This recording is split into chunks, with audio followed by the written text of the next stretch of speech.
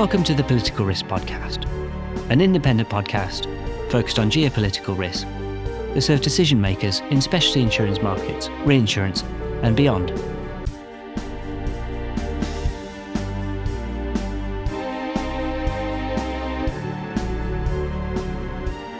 I'm your host, David Benyon, and I'm joined by best-selling author Michele Wucker. A strategic advisor and global economic policy expert, Michele coined the term Gray Rhino as a call to decision makers to improve how they respond to obvious, probable, impactful risks. The Gray Rhino has been referenced in countless governmental and international policy debates, from the World Economic Forum to NATO, and by US senators writing to the US Federal Reserve. Also, in a Japanese jazz single, and by K-pop phenomenon BTS. But with the contents of this podcast in mind, perhaps most notably by China's leader, Xi Jinping, who has referred to the Gray Rhino in his speeches and even displays the book on his office bookshelf. Michele is founder of the Chicago-based advisory firm Gray Rhino and Company. A former media and think tank executive, she draws on decades of experience in global finance and economics. She works at the nexus of policy, behavioural science, and business strategy. Michele's 4 books include the influential global bestseller The Gray Rhino and its sequel, You Are What You Risk. Michele, welcome to the podcast. Delighted to be here. Thank you. Michele, the Gray Rhino has so many applications. Just a cursory Google search brings up results as diverse as cyber attacks, climate change, the US debt downgrade, semiconductor manufacturing. Are you also adding geopolitics to the Gray Rhino's lengthening list of applications? Yes. Well, of course, as you know, the Gray Rhino is the big, obvious, scary thing coming at you that you're probably not doing as good a job of dealing with as you like. And for quite some time, I've been looking at a triad of Gray Rhinos, of financial fragilities, whether it's debt overhangs or asset bubbles or interest rate cycles and climate change, which is closely related. And for a while, I'd been looking at inequality, and that inequality has spilled over into all sorts of domestic political and geopolitical tensions. And right now, it seems like geopolitical tensions are keeping more and more CEOs and risk managers and policymakers up at night than in quite some years. Well, we're headed into 2024, which is a US election year. Are you concerned about the US domestic political environment? Absolutely. And the past few years, a number of risk analysts and prognosticators have been looking very closely at the political situation in the United States as a very high risk factor for all of the other geopolitical risk factors. And of course, we've already started having presidential candidate debates, which is crazy. I think people are just going to be exhausted by the time the election comes around next year. But, election season tends to be silly season when candidates try to say the most outrageous things to get the most attention during the primaries and to get as much news time as they can. And they also try to sound tough, which means chest thumping when it comes to real and imagined adversaries. And people tend to talk a lot about hot button issues, whether it's immigration or countries that agitate particular political constituencies or things. So it's often a very dangerous and volatile time. So you connect that with what's going on at a number of flashpoints around the world, and the number of opportunities for policy mistakes is quite high. And then you multiply them together. And as in the English language, for the word for a group of Gray Rhinos is a crash, I think it's quite appropriate to apply in this situation as well, because when you have multiple things going wrong at once, it's not just 1 + 1 + 1 = 3. You often get magnified events and huge surprises, the sort of things that you can't predict that the black swan refers to. So as I often say, a crash of Gray Rhinos is behind every black swan. We can see roughly at least the outline of the Gray Rhinos. And so we need to do everything that we can to keep those Gray Rhinos from charging.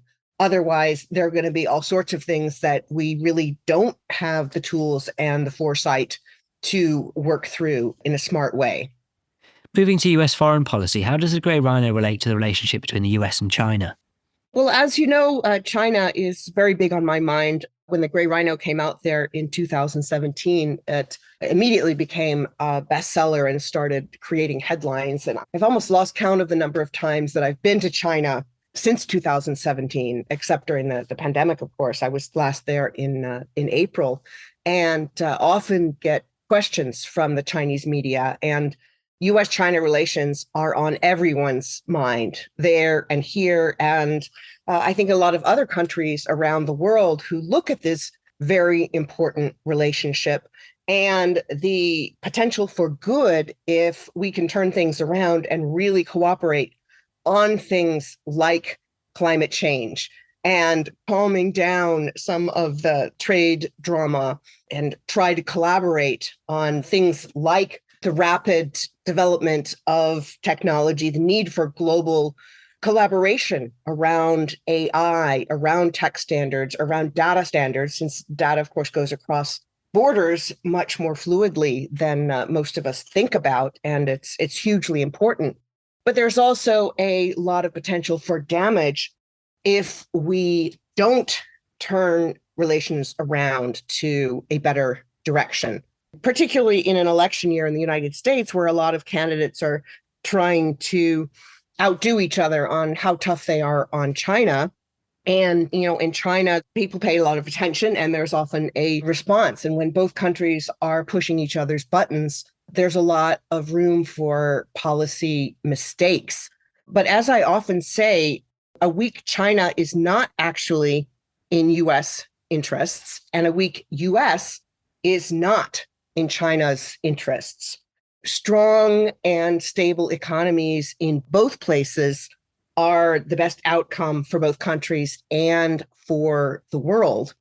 And I think there have been definitely some efforts at the recent APEC meeting to try to dial down some of the tensions and focus on the areas where we can have constructive collaboration. But there are always going to be missteps and gaffes, as there was at the end of the APEC summit. But we are seeing lots more regular meetings between senior US and senior Chinese officials, which is very, very promising. So I think we can't take that relationship for granted. I think that the potential for getting it right is huge, and the potential damage from getting it wrong is beyond what we can even think of. With all the political talk of de-risking and decoupling, what do you think this means from a business perspective? I tend to be on the side of engagement, no matter what. And I think that the most possibility for constructive change comes from engagement. And this whole debate over de-risking versus decoupling is kind of nonsensical to me. Because, risk is a choice. People often think about it in very different terms. Like, we don't even share the same definition of risk. But for me, taking a risk means making a choice, which means there are two sides of something. So de-risking, does that mean get rid of the bad risks, but also the good risks? It's not even clear to me what that term means. And I suspect that that's on purpose. There's lots of talk of decoupling with China in supply chains, but what's actually happened is those supply chains have diversified and become more complex. And often China is sending the first part of the supply chain to a third country. And so we're seeing more trade with countries like Mexico, which I just saw, if this is true, just surpassed China as the biggest trade partner. So you're seeing changes in patterns of supply chains. I think in general, diversification of supply chains makes a lot of sense. Apart from any geopolitical issues, we're seeing more natural disasters. We're seeing more interruptions of all sorts of kinds. And so diversification of supply chains makes as much sense as diversification of your financial portfolio. It's pie in the sky to think that we could completely or a majority decouple, because it's just the ties are too deep and strong. And I think that's a good thing. I mean, the idea that countries with McDonald's don't go to war to each other has been disproven. But I do think that the general principle behind that, that countries that have strong economic and business relationships with each other are less likely to go to war with each other. And I think a lot of the talk you hear right now about, oh, we're already in a third world war and China's part of it is nonsense, is not particularly constructive. I don't think that this hawkish tone makes sense on any side. I think there's so many things that we can focus on where there is opportunity for cooperation, and those are where we need to be focusing. I was just seeing some of the reports from NVIDIA and seeing that they're expecting significant losses on an ongoing basis from the export prohibitions to China. And at the same time, you're seeing lots and lots of more technological breakthroughs from China, which people in the West tend to dismiss. But I do think that eventually this prohibition on certain exports is not going to have the effect that it is intended to. And I think that it's going to have negative effects on cooperation between the two countries. So I think the role for business is to engage constructively, in their own supply chains. If there's something going on that they don't like, I think it's imperative for businesses to ensure that third-party suppliers, that everyone who is in their supply chain is taking seriously human rights and environmental laws and things like that. So companies do need to do that and not try to wash their hands of it. At the same time, I think it's important for them to be public about the importance of constructive diplomatic engagement. And there are lots of cynics out there, and I'm not rosy-eyed, but I do think that engagement is the best path forward in 99% of the cases. So, Michele, what's your take on the rather dramatic fall in foreign direct investment into China we've witnessed in recent months? I think that there are a lot of political reasons behind that. I also think that we are seeing a cyclical change in the Chinese economy when for so many years growth was so strong that businesses were just falling all over themselves to get in. And just as any country that has grown based on debt, you're going to have to see a change in the business cycle at some point. It's happened in Japan. It's happened, in the US over the years. It's happened in Europe. It's happened every place. Economic cycles are what they are. And China, to its credit, has made a concerted effort to keep its debt situation from spiraling out of control. When I go to China, there's lots of talk about Minsky moments, the point at which debt becomes unsustainable and things go out of control. Their use of the Gray Rhino metaphor and framework in China has been applied in part to this question of financial risk, of over-indebtedness, of asset bubbles. And they've done something that I think took a lot of courage, which is to say, hey, we are going to let the air out of this bubble before it gets even bigger and explodes out of our control. And I think a lot of the Western media has really misunderstood that. Now, obviously, it's not going perfectly smoothly, and it couldn't have been expected to go very smoothly. But I think that Chinese policymakers were right to look at the debt dynamics and say, hey, the sooner we get this onto a sustainable path, the better off we are. And you're seeing a lot of policy adjustments along the way. And going back and forth between China and the US, I often would get a sense of whiplash. Talking to senior economic policymakers and successful business people there, I'd get very, very serious, thoughtful questions, and from the media as well, about economic policy, about asset bubbles, about economic cycles, about the relationship between financial fragilities and climate change and inequality. And I speak fairly frequently about climate change there. And so I get a lot of these very thoughtful questions. And then I come back to the United States, and the attitude often is asset bubble? What asset bubbles? Let's pump some more air into these asset bubbles that don't really exist.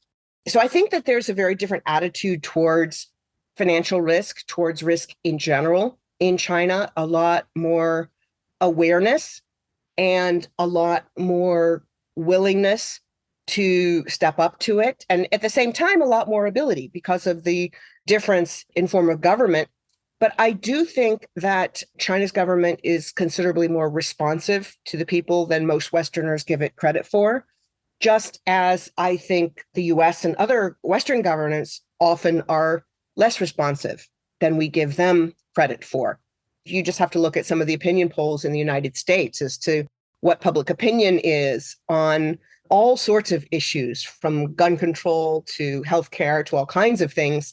And then you look at the decisions that Congress is making, and I'm sure seen some of the statistics that show that our representation is not equal in the United States, that some parts of the United States are much more heavily represented, even though they've got smaller populations. So it's really not one vote, one person here. And that's why you see often this big gap between the decisions in Congress in Washington and what the public opinion polls say in the US. And democracy is messy, and that's often a good thing, but it often means that making some of the harder decisions is not as easy as it should be. And that's why you see a lot of silly season discussion and cultural wars and nonsensical things, rather than Congress really getting down to work and saying, hey, our infrastructure is not what it should be. Hey, our education system is failing. Hey, there are big parts of the country that are not engaged in the economy the way they ought to be. Hey, we've got this tax situation where a lot of the very richest people are paying a much smaller share of their income than other people with much smaller disposable incomes. And that is getting in the way of economic growth. No political system is perfect, but I think that it's worth every country looking and seeing how their own system could be improved, how their own decisions could be improved, and how the capacity of their policymakers could be improved. On the perception of risk, whether that's from a monetary policy or to political volatility or the culture wars, the QE of outrage is a term that you've used before. Are we living in an age of outrage? Absolutely. Well, of course, coming from a financial markets background and economic policy background, I've spent a lot of time talking about quantitative easing in the financial markets and the unintended side effects of financial quantitative easing, money printing, loose monetary policy.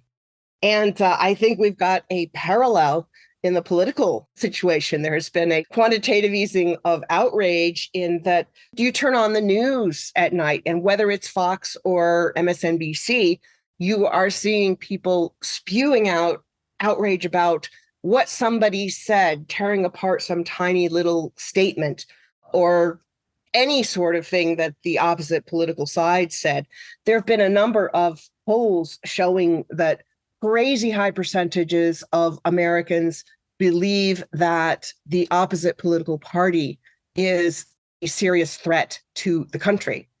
And if you think about a country being made of people who come together to share the burden of protecting each other from certain shared risks, if you can't even agree on what the basic risk is, it's hard to argue that you are one country. And we've heard about Red America and Blue America, and that's quite dangerous. And you'll hear people sometimes talking about any politician with just a general feeling of disgust, but you can't get them to pin down any particular reason, any particular policy thing. It's just, oh, well, just, whether it's the Clintons or Trump or Biden or Marjorie Taylor Greene. And some of these people, the latter of which I think is not really the model I would like to see of how an elected official behaves. But all too often people are focusing on the outrage rather than on what they have in common and what we should be working together to achieve. Let's move on to the geo in geopolitics, to geographic as well as cultural influences. Was this important to you when you wrote You Are What You Risk? So You Are What You Risk really grew out of the Gray Rhino from questions people would ask me on the road. And one of the big things was this whiplash effect between China and the US. When I would go to China, people really knew what I was talking about. They connected immediately. It's been a huge bestseller there. When I go in and out of events, I need people with me because there's a surge of people who want autographs and selfies. And, it's really gratifying, but really surprising. And so I asked people, I said, well, what is it about why the Gray Rhino has taken hold in China? And the best explanation I got was from someone who said, you gave us a way to talk about something that was already on our minds. And so I started looking at a lot of the research on risk perceptions and differences between countries, between cultures. And it's absolutely fascinating. There's even some research showing that different languages predict how you're going to save money or see other risks, depending on how they use the tense in the language. And I also looked at Ipsos polling agency has a misperceptions index, which measures the difference between how likely something is to happen by whatever empirical methods that they use and how likely people think it is. And it also measures people's confidence in their response. And often the people in countries that were most confident about their response were the most likely to be the farthest off from the correct answer. Similarly, the Lloyd's Register Foundation has a wonderful, wonderful project, the World Risk Poll, that looks at countries' experiences of losses and their fear of experiencing that loss in the future. And they look at the gap and the sort of the worry index. And it's fascinating to see how different it is all around the world. Some of it is, as you might expect, some of the poorest countries are also the most likely to experience certain losses, and they're also the most worried. That makes a ton of sense. But on other issues, it's all over the place. And there are differences based on religions, on cultures, particularly between collectivist and individualist cultures. Also on the differences between how people perceive and respond to risks as individuals versus when they're in a group. In Western cultures, often when people are in groups, they are more likely to conform to, say, gender stereotypes than if they're on their own. And so that really said to me that a large part of the decisions that we make, the risks that we take, are influenced by things we're not even aware of. So that's why it was so important to me to look at these cultural influences. And I looked at countries as well as people as a combination of your innate personality or your culture, your lived experience or your history, the risks that you've taken, the things that have worked out, the things that haven't, the shocks that you've experienced.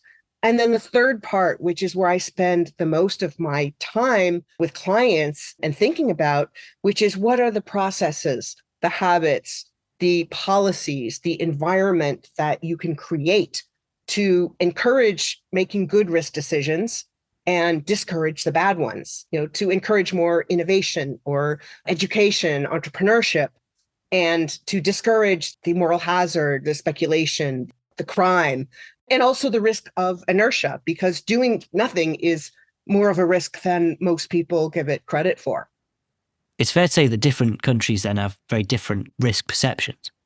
Absolutely. And they're completely different sets of policies. They could be around bankruptcy, around access to credit, around how education is financed. Some countries have funds that support small businesses or startups, and others don't. And so it's really a big ecosystem. And some countries have a much greater fear of failure, which of course means that you're not going to have as much of an innovative culture. And other countries coddle people too much. I was speaking with a Danish friend who was talking about how you don't see as many of these super big hyper growth countries in Scandinavia or across Europe as you do in, say, the US or China.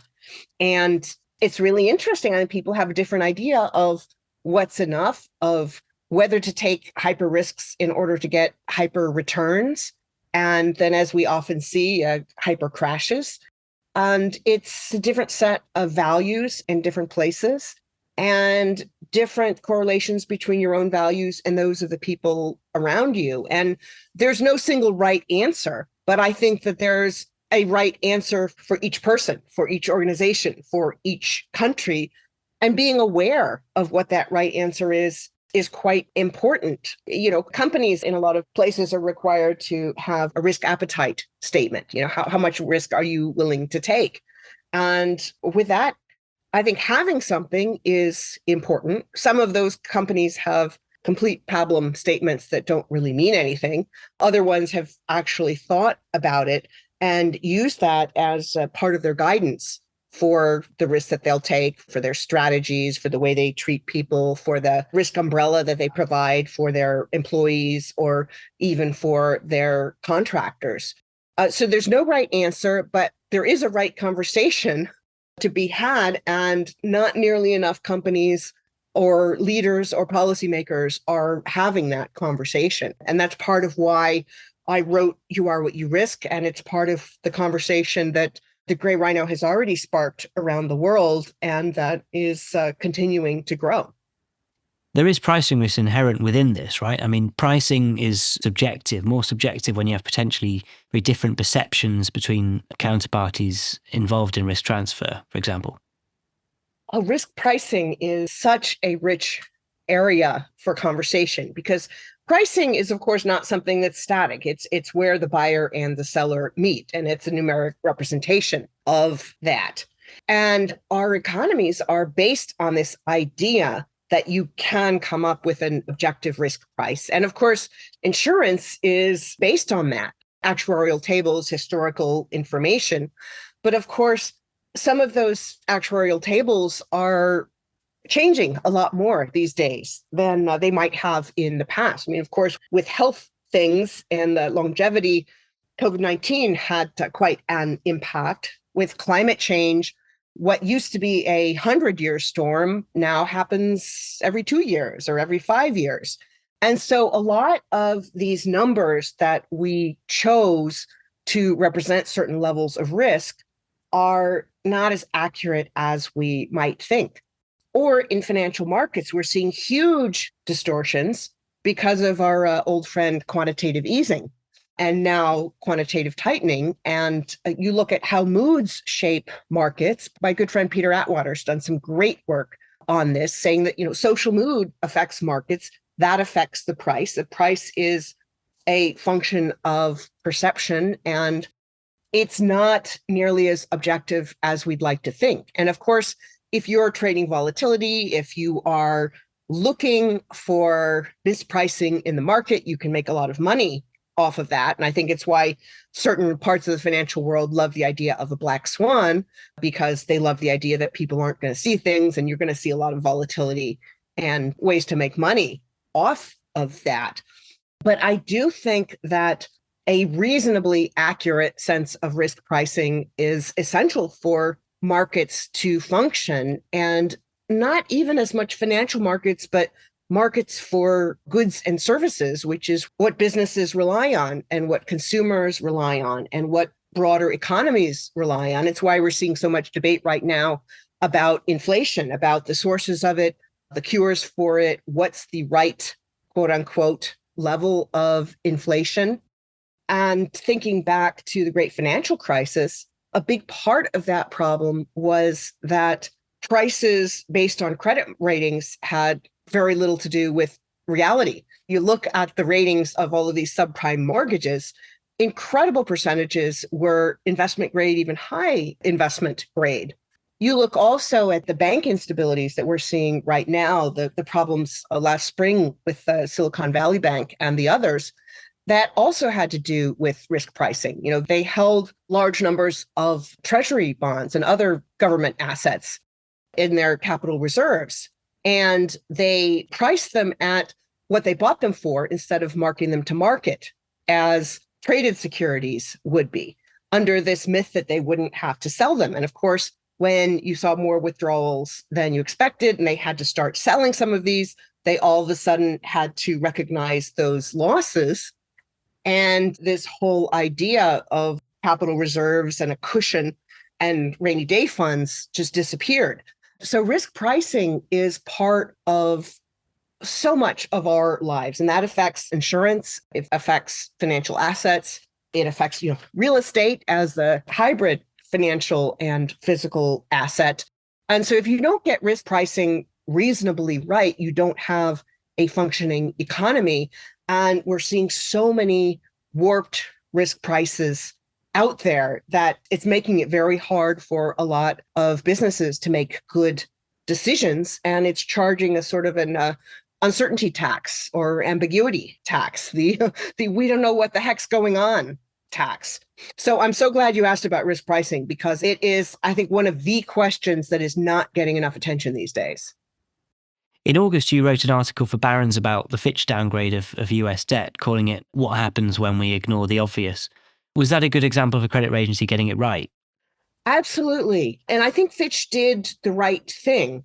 They got a lot of heat for it, but I do think it was the right call, because you look at the numbers, you look at the fact that the US came within a hair's breadth of default for no good reason other than our political dysfunction.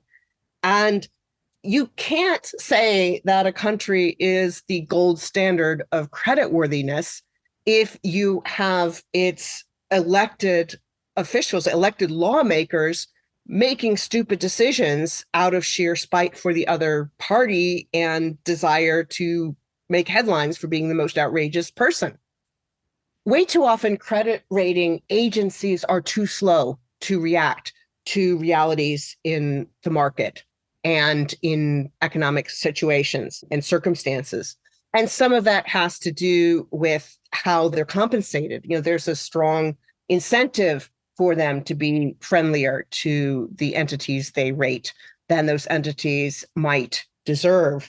But I do think that if credit rating agencies were more proactive, we would see bubbles starting to recede sooner. We would see smaller financial crises. We would see a lot fewer really unhappy investors, though maybe a lot more unhappy volatility investors. And we're back onto this question of debt within the US and the Chinese economies. How do you think our portrayal of China and the US compare for this issue? There's a narrative in the Western media that likes to take whatever development that happens in China and talk about how much better our system is than theirs, that I think is often a flawed narrative. I mean, I think it's inevitable with any kind of bubble that eventually you're going to have to work it out. And the real estate bubbles are something that Chinese economic policy makers have been worried about for quite some time. I think we are starting to see now just how far that reached across the economy, to provincial government finances, to everybody who depended on that, and to broader economic growth. But we have a financialized bubble of our own in the US economy. Lots and lots of money that's gone into paper bubbles instead of the real economy. So every country has its very own form of dysfunction. It's what is it, like Tolstoy said, that the all happy families are alike and every unhappy family is its own. I've just butchered that, but you know what I mean. So I think that China was right to recognize that the property bubble was getting out of hand. They have not handled it completely smoothly, but I think that to have a smooth shrinking of the bubble is an unrealistic expectation. So it's something that was going to be difficult. But I think the calculation is that if they didn't try to let the air out of the bubble now, it was going to be even worse down the road. And I think that they were right in doing so, even though they're now dealing with some of the unintended side effects, unexpected side effects, some that are bigger than they expected. But I think this whole idea that you don't have to wait for a bubble to pop by itself is something that Western policymakers could learn from. And so the lesson is not, oh, China screwed it up. The lesson is, this is really hard. And it was inevitable that China at some point was going to have to unwind some of the debt dynamics. And I think that there are some debt dynamics in the United States that we haven't yet begun to deal with.